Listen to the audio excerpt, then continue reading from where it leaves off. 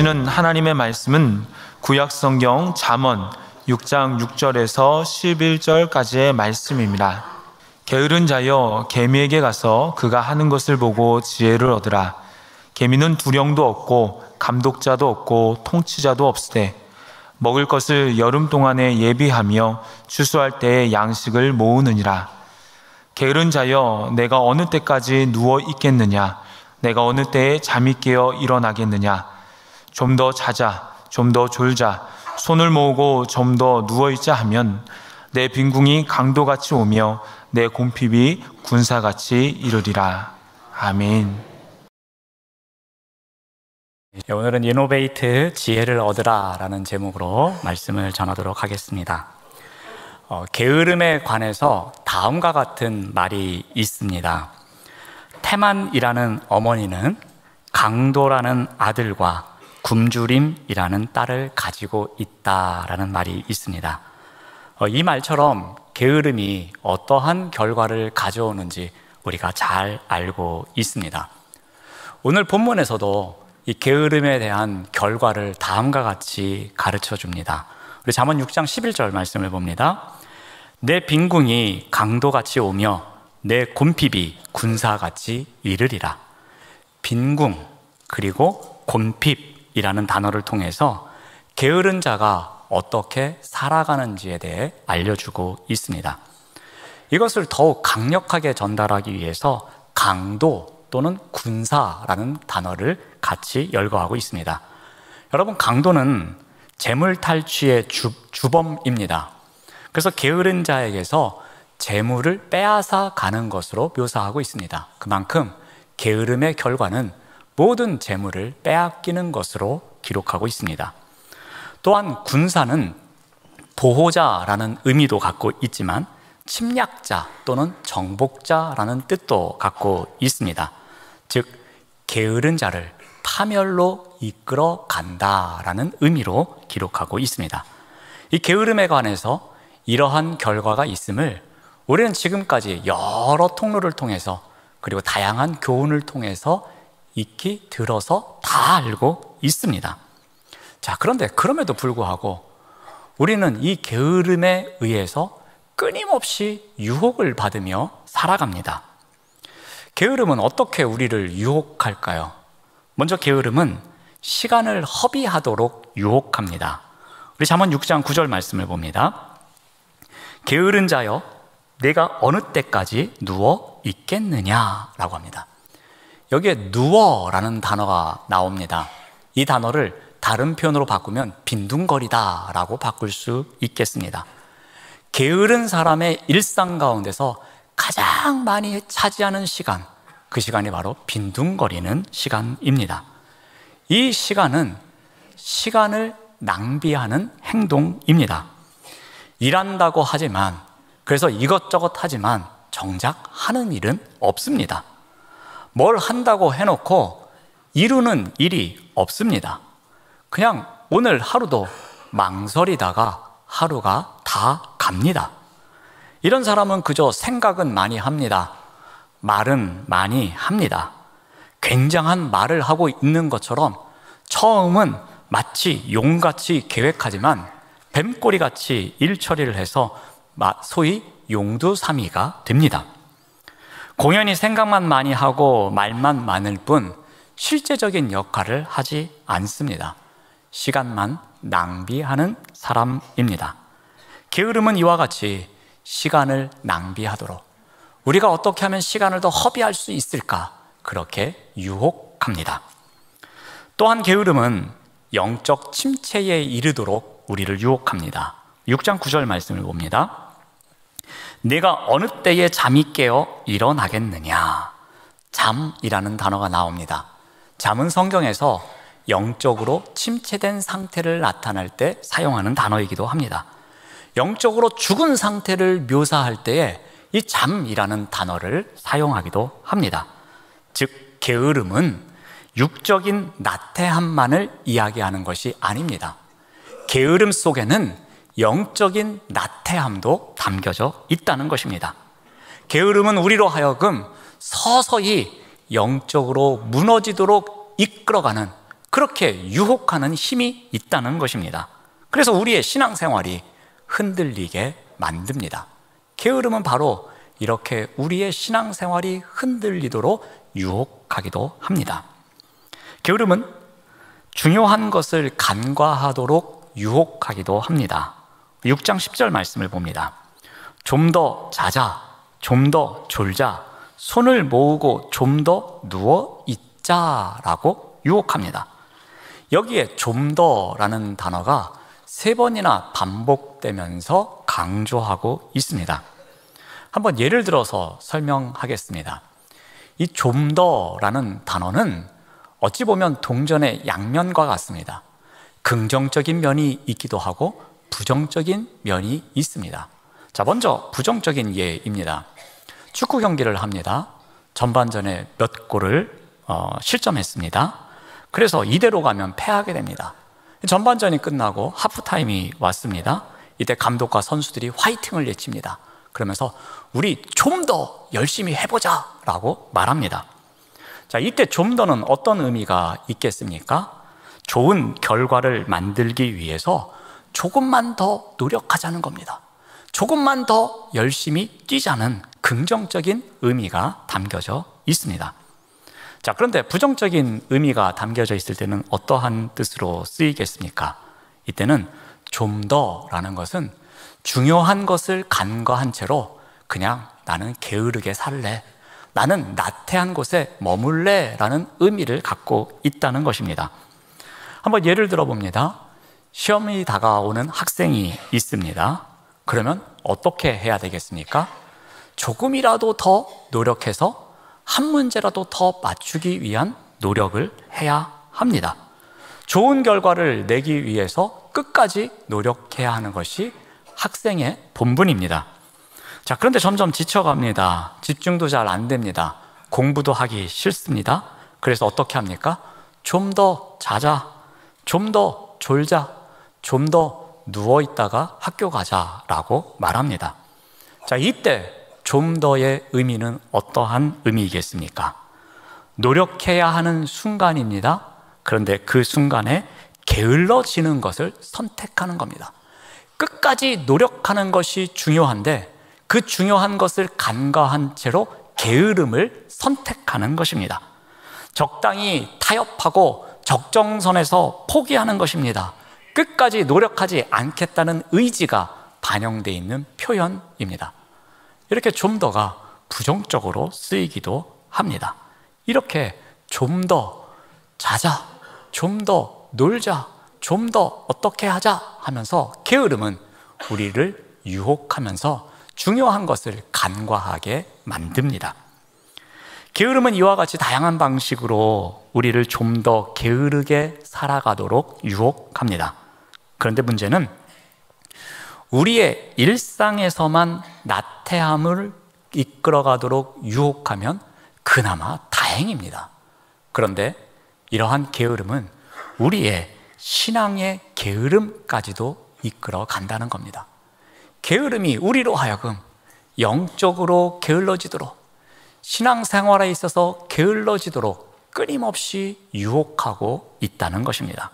그래서 잠언 기자는 게으른 자에게 계미를 통해서 지혜를 얻으라고 권면하고 있습니다. 자, 그렇다면 계미를 통해서 우리가 배울 수 있는 지혜가 무엇입니까? 한번 그 부분에 대해서 살펴보고자 합니다. 자, 먼저 계미를 통해서 우리가 배울 수 있는 지혜는 자발성입니다. 6장 7절 말씀을 봅니다. 계미는 두령도 없고 감독자도 없고 통치자도 없으되. 자, 두령은 결정하다라는 동사에서 온 단어입니다. 그러니까 두령은 결정권을 갖고 있는 자입니다. 두령이 결정하면 누군가는 그 결정에 따라야만 합니다. 이 따르는 사람에게는 자발성을 발견할 수 없습니다. 그냥 결정되었고 시키는 일이니까 따라할 수밖에 없는 것입니다. 감독자는 행정적인 권한을 갖고 있는 사람입니다. 어떠한 일을 집행합니다. 그러면 관리합니다. 그리고 감독하는 역할을 하는 자입니다. 그가 어떠한 일을 집행할 때에 그대로 따라할 수밖에 없습니다. 그곳에서 함께하는 사람은 자발성을 갖고 있을 수 없습니다. 통치자도 마찬가지입니다. 권력을 갖고 다스리는 최고의 지도자를 말합니다. 최고의 지도자가 결정한 일, 그 일은 나의 의지와 상관없이 따라가야 하는 일이 많이 있습니다. 이들은 주로 결정권을 갖고 있고 또 판결하며 관리하고 감독합니다. 조직사회의 지도자 역할을 합니다. 이들은 타율성과 강제성으로 사람들을 임의로 움직이는 자들입니다. 그리고 이들의 결정에 따라서 대부분의 사람들이 영향을 받습니다. 자, 그런데 개미는 어떠하다고 말합니까? 개미에게는 이러한 지도자가 없습니다. 그럼에도 불구하고 열심히 살아갑니다. 그럼에도 불구하고 자신이 맡은 일을 합니다. 왜냐하면 개미에게는 자발성이 있기 때문입니다. 여러분, 자발성은 어떤 상황에서 적극적으로 대처하는 것을 말합니다. 또한 타인의 요구나 강요에 의하지 않고 자신의 내적 동기, 내가 하고 싶어서 하는 것, 그것을 자발성이라고 말합니다. 한번 예를 들어 설명을 드리겠습니다. 공부하는 학생이 있습니다. 공부를 잘하고 공부를 열심히 하려면 공부에 관심이 있어야 합니다. 그래야 공부에 적극적으로 개입할 수가 있는 법입니다. 다른 사람이 시켜서 마지못해 하는 공부, 이것은 한계가 있습니다. 마음이 내키지 않아서 하는 일, 어느 정도 가면 쉽게 포기할 수밖에 없습니다. 타인이 시켜서 하는 공부, 분명히 한계가 있습니다. 그러므로 다른 사람의 요구와 상관없이 내적 동기로부터 시작되어서 열정을 갖고 하는 자발성, 이것이 우리에게는 꼭 있어야 합니다. 우리가 개미에게 배워야 하는 첫 번째 지혜가 바로 이와 같은 자발성입니다. 리더와 같은 타인에게 억지로 끌려가면서 할 수 없이 하는 것이 아니라 내 마음속의 동기에 의해서, 내적 동기에 의해서 스스로 하는 자발성이 우리에게 있어야 합니다. 자, 그렇다면 이와 같은 자발성을 우리가 어떤 상황에서 적용할 수 있겠습니까? 우리가 어떻게 해야 이 자발성이 우리가 영적으로 게을러지지 않고 영적으로 깨어있는 삶을 살아갈 수 있겠습니까? 우리는 대부분 신앙생활을 할 때에 수동적일 때가 많이 있습니다. 그리고 교회 생활에서 소극성을 띨 때가 많이 있습니다. 자발성을 갖고 제가 이거 하겠습니다 하는 경우가 극히 드뭅니다. 저나 교구 목사님들이 전화를 드려서 이것 좀 해주십시오 하고 몇 번 말씀을 드려야 못 이기는 척 하면서 해주시는 분들이 많이 있습니다. 자, 그런데 이와 같은 소극성 또는 수동성, 이거는 성향에 따라서 당연히 그렇게 갖고 있을 수도 있습니다. 그리고 이것이 문제가 되는 것은 아닙니다. 그런데 문제가 될 때가 있습니다. 이런 신앙생활의 수동성과 교회 생활의 소극성이 우리가 받은 하나님의 은혜를 쉽게 약화시킨다는 것입니다. 때로는 마치 하나님의 은혜를 경험하지 못한 사람처럼 살아가게 만든다는 것입니다. 그게 소극성이나 수동성을 갖고 있을 때 우리에게 많이 일어나는 현상입니다. 그러므로 우리가 신앙생활에 있어서 또는 교회 생활에 있어서 수동성이나 소극성보다는 우리가 자발성을 갖고 있는 것이 중요합니다. 이것을 위해서는 우리가 제가 한 가지 팁을 드리겠는데, 종교개혁 500주년을 맞이해서 어느 한 교회에서 캠페인을 했습니다.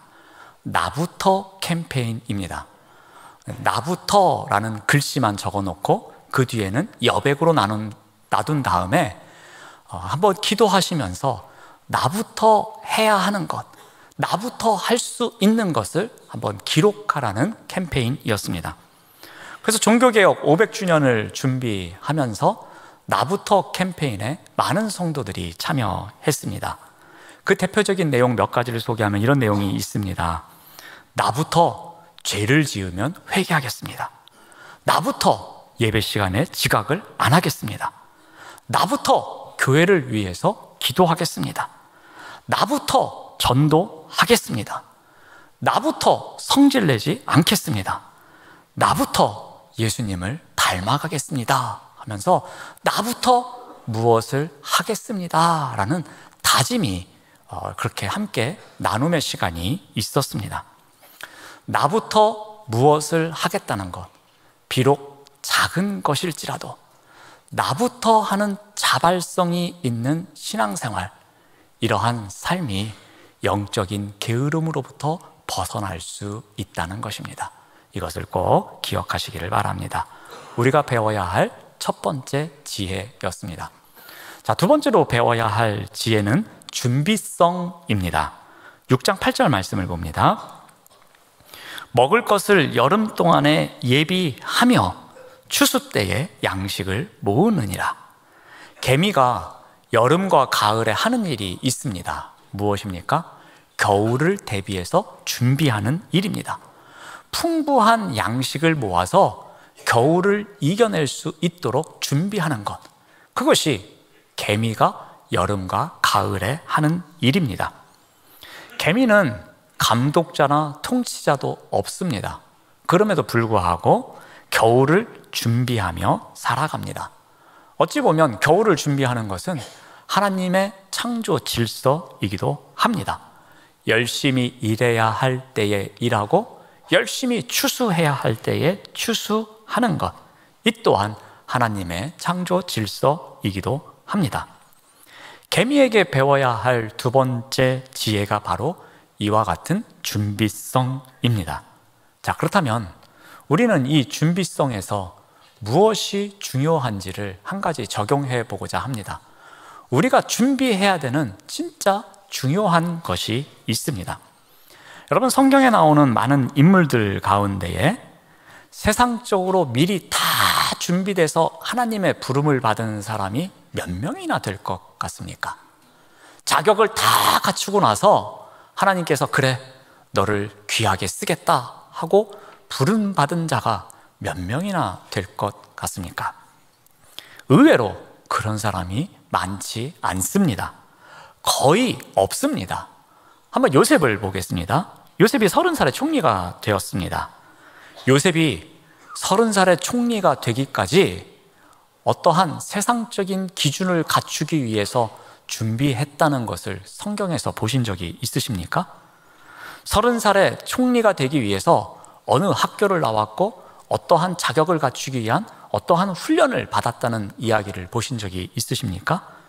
그는 10여 년 동안 보디발의 집에서 총무 역할을 했습니다. 그리고 이후에 한 2년 정도 수감 생활을 했습니다. 그리고 그 이후에 총리가 되었습니다. 어떠한 세상적인 준비를 할 시간도 기회도 없었습니다. 여러분, 이사야는 어떠했습니까? 선지자로 살아가기 위해서 이사야가 세상적인 기준을 갖추기 위해 준비한 것이 있습니까? 하나님의 부르심이 언제 있을 테니까 내가 오늘은 무엇을 준비하고 내일은 무엇을 준비해야지, 이렇게 계획을 갖춘 가운데에 준비한 일이 있습니까? 그렇지 않습니다. 그는 어느 날 부름을 받고 그 소명을 받는 자리에서 매우 당황했음을 우린 이사야서 6장을 통해서 알 수 있습니다. 또한 예레미야는 어떠했습니까? 예레미야는 그래도 많은 시간을 준비했던 사람입니다. 왜냐하면 제사장 가문이었습니다. 그래서 제사장으로서 훈련을 받는 시간이 있었습니다. 그러한 예레미야도 스스로는 어떻게 생각했습니까? 소명을 받을 때에 그는 나는 아이입니다, 말할 줄도 모르는 아이와 같은 존재입니다 하면서 스스로의 부족함을 고백했던 자, 그 자가 바로 예레미야입니다. 여러분, 모세는 어떠했습니까? 모세도 애굽의 왕자로서 교육을 받으며 세상적인 자격을 갖추는 시간이 있었습니다. 그 정도면 완벽한 자격을 갖췄을 것이라고 우리는 생각합니다. 근데 막상 하나님께서 모세를 쓰시겠다고 부르실 때에 모세는 어떻게 답변합니까? 그는 보낼 만한 자를 보내십시오 라고 하나님께 말합니다. 즉 자신은 보낼 만한 자가 아니라는 겁니다. 자신은 너무나도 나약하고 부족한 존재라고 고백하고 있는 것입니다. 지금까지 몇 명의 사람들을 살펴보았습니다. 이 중에 보내기에 합당하다고 생각한 자가 있었습니까? 모두가 다 불합격자라고 생각했습니다. 그럼에도 불구하고 성경은 이들을 가장 합당한 자로 사용하셨노라고 기록하고 있습니다. 바로 여기에 성경의 신비가 담겨져 있는 것입니다. 전혀 합당치 않은 사람들, 매우 부족한 사람들을 온전한 자로 들어 쓰시는 하나님의 놀라운 역사가 담겨져 있는 것입니다. 바로 이것은 하나님께서 함께 하심으로부터 시작된 것이었습니다. 하나님의 임재로부터 시작된 것이었습니다. 하나님의 동행으로부터 이 일이 가능했던 것입니다. 소명의 자리로 부름받은 것은 인간적인 관점에서, 세상적인 관점에서 준비성이 되었느냐 안 되었느냐의 여부가 아니었습니다. 이것은 오직 하나님의 임재가 관건이었습니다. 제가 절대로 세상적인 준비를 갖추는 것이 필요 없습니다 라고 말씀드리는 것이 아닙니다. 정말 중요합니다. 우리 또한 더욱 열심히 준비해야 할 것입니다. 그런데 이것보다 더 중요한 것이 있음을 말씀드리는 겁니다. 그것이 무엇이냐면 바로 하나님의 임재입니다. 하나님의 동행이 우선되어야 하는 것입니다. 우리가 부지런히 준비해야 하는 것, 세상적인 기준을 갖추는 것도 중요하지만 그보다 앞서서 하나님의 임재를 간구하는 기도가 우리의 준비에는 항상 있어야 한다는 것입니다. 우리는 정말 연약한 존재입니다. 우리는 날마다 힘겨운 날을 살아갑니다. 주님의 뜻을 이루며 살아가기에는 우리는 턱없이 부족한 존재입니다. 우리는 오늘도 넘어지고 아마도 내일도 또 넘어질 수도 있습니다. 그리고 오늘 어떤 실수를 했는데도 불구하고 내일 똑같은 실수를 할 수도 있는 존재입니다. 이러한 우리는 주님을 바라보면서 주님의 은혜를 구하는 삶이 있어야 한다는 것입니다. 우리의 인생을 준비하면서 무엇보다도 주님이 없으면 저는 한 발자국도 나갈 수 없습니다 라는, 주님이 동행해야지만 제가 살아갈 수 있다는 간절한 간구의 준비성이 있어야 한다는 것입니다. 바로 이러한 준비가 우리로 하여금 영적 게으름으로부터 벗어나게 하는 지혜입니다. 마지막으로 우리가 배워야 할 지혜는 연합성입니다. 6장 7절 말씀을 다시 봅니다. 계미는 두령도 없고 감독자도 없고 통치자도 없으되.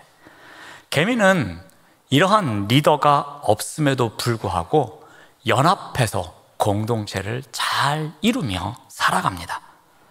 여러분, 조그마한 개미가 큰 덩치의 죽은 벌레를 끌고 가는 것을 보신 적이 있으십니까? 자신의 무게보다 몇 배 더 많이 나가는 이 먹잇감을 끌고 가는 모습을 보신 적이 있을 겁니다.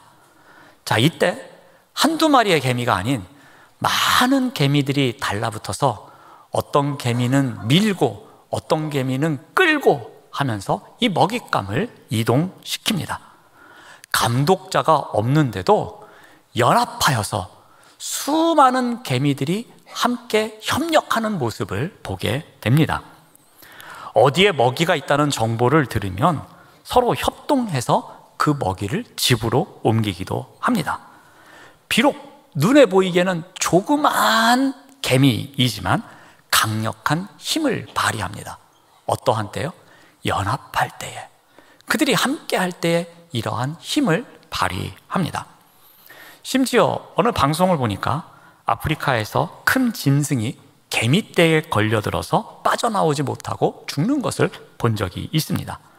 한 개체로는 힘이 미미하지만 수많은 힘이 하나가 되는 가운데에 엄청난 힘을 발휘하는 것을 보게 됩니다. 개미는 이렇게 힘을 모을 때에 그 연합성을 통해서 엄청난 힘을 발휘하는 것을 보게 됩니다. 여러분, 개미를 잘 관찰해 보면 절대로 혼자 돌아다니질 않습니다. 최소한 몇 마리가 함께 돌아다니고 아니면 수천 마리, 수만만 마리가 일렬로 서가지고 무엇인가를 옮기는 것을 볼 때도 있습니다. 개미는 좋은 먹이를 발견하면 서로 연락을 해서 동료 개미를 부르기도 합니다. 우리처럼 좋은 거 있으면 나만 가지려고 숨기는 일, 개미는 절대로 그렇게 하지 않습니다. 함께 집으로 운반하고자 하는 연합성을 갖고 살아갑니다. 여러분, 개미가 높은 곳에 올라갈 때 어떻게 하는지 아십니까? 앞에 간 개미가 뒤에 오는 개미에게 자기를 밟고 올라가도록 디딤돌 역할을 해줍니다. 그래서 높은 곳에 올라갈 수 있도록 합니다. 한두 마리면 절대로 못 올라가는 곳을 연합하여 함께 할 때에 그 높은 곳까지 올라가는 것을 보게 됩니다. 바로 이러한 개미에게서 배워야 할 세 번째 지혜가 연합성입니다. 자, 우리가 연합성을 배우기 위해서 어떻게 해야 하겠습니까? 이 연합성을 어떻게 적용하면 좋겠습니까? 이러한 연합성을 배우기 위해서 이 연합성을 방해하는 것을 우리가 한 가지 살펴보면 더 좋을 것 같습니다. 우리가 연합할 때에 연합을 방해하는 것이 여러 가지 있습니다. 근데 그 중에 가장 중요한 것이 제가 생각하기에는 핑계입니다. 연합하고자 할 때에 핑계를 대는 사람으로 인해서 연합하지 못할 때가 있습니다. 우리 전도서 11장 4절 말씀을 봅니다. 바람이 그치기를 기다리다가는 씨를 뿌리지 못한다. 구름이 거치기를 기다리다가는 거두어들이지 못한다라는 말씀이 있습니다. 사람들이 때를 잘못 만났다고 핑계만 대고 있는 것입니다. 씨를 뿌리려고 들판으로 나왔습니다. 그랬더니 바람이 붑니다. 그래서 바람 핑계를 대면서 나는 씨를 뿌리지 못하겠어 라고 핑계를 댑니다. 또 추수하려고 들판으로 나아갔습니다. 그랬더니 구름이 끼어 있습니다. 비 올 것 같네, 나는 추수 못하겠어 하면서 또다시 핑계를 대는 것입니다. 무엇인가 해야 될 때가 있는데 그때에 핑계를 대면서 이것저것 하지 않는 모습을 보게 됩니다. 연합을 위해서 무엇인가 해야 할 때가 있습니다. 그런데 나는 안 된다, 나는 이런 거 안 좋아한다, 이런저런 핑계를 찾는 경우가 있습니다. 먼저 핑계부터 찾는 것, 이것은 연합을 못하게 만드는 가장 방해하는 행동이기도 합니다. 다음 주가 올백데이입니다. 올백데이는 영은교회가 함께 모여서 함께 예배 드리는 날입니다. 올백데이의 가장 중요한 목적은 함께 예배 드리고 함께 연합하는 날이라는 목적을 갖고 있습니다. 우리 교회도 그렇게 작은 교회는 아닙니다. 그래서 함께 한 자리에 모이는 일이 결코 쉽지는 않습니다. 1부 교인 따로 있고 2부 예배 교인 따로 있고 3부 예배 교인 이렇게 따로 있고 또 4부 예배 교인 따로 있습니다. 그리고 청년부 교인 따로 있고 또 다음 세대 교인 따로 있고 다 따로따로 있습니다.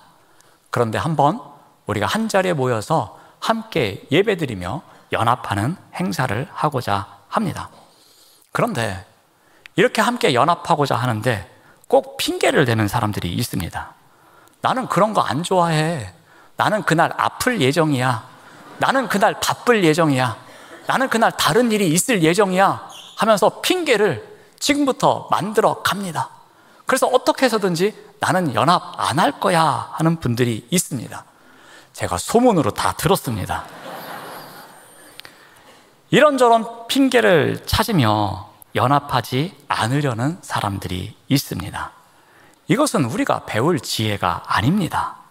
연합보다 핑계를 찾는 것은 지혜로운 자가 할 일이 아니라 게으른 자가 할 일입니다. 우리가 배워야 할 지혜는 핑계가 아닌 연합성이라는 것을 꼭 기억하시기를 바랍니다. 게으름은 일하기 싫어하는 태도 또는 일하기 싫어하는 버릇을 말합니다. 해야 할 일이 분명히 있습니다. 그럼에도 불구하고 하염없이 자꾸 자꾸 뒤로만 미루는 것, 그리고 회피하려고 하는 것, 이것이 게으름입니다. 오늘 본문은 이와 같은 게으름을 이겨내기 위해서 개미에게 가서 지혜를 얻으라고 우리에게 가르쳐 줍니다. 개미를 통해서 우리가 배울 수 있는 지혜가 무엇입니까? 먼저 자발성을 배울 수 있습니다. 나부터, 아무리 작은 일일지라도 나부터 해보는 자발성, 이것이 우리가 배워야 할 지혜입니다. 또한 준비성을 배울 수 있습니다. 다른 어떤 준비 중요합니다. 그런데 그보다 더 중요한 준비가 무엇입니까? 하나님과 함께하는 삶을 살아가기 위한 기도의 자리에 있는 준비, 이 준비성이 먼저 있어야 할 것입니다. 세 번째로 연합성을 배울 수 있습니다. 핑계를 찾는 자가 아닌 연합을 추구하는 지혜를 찾는 자, 이러한 자가 개미에게 배울 지혜가 있는 자입니다. 이와 같은 지혜를 배우는 것, 바로 이것이 이노베이트입니다. 기도하겠습니다. 하나님 감사합니다.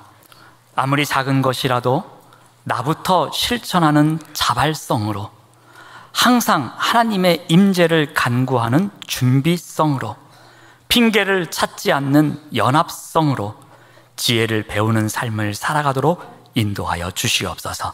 예수님의 이름으로 기도드립니다. 아멘.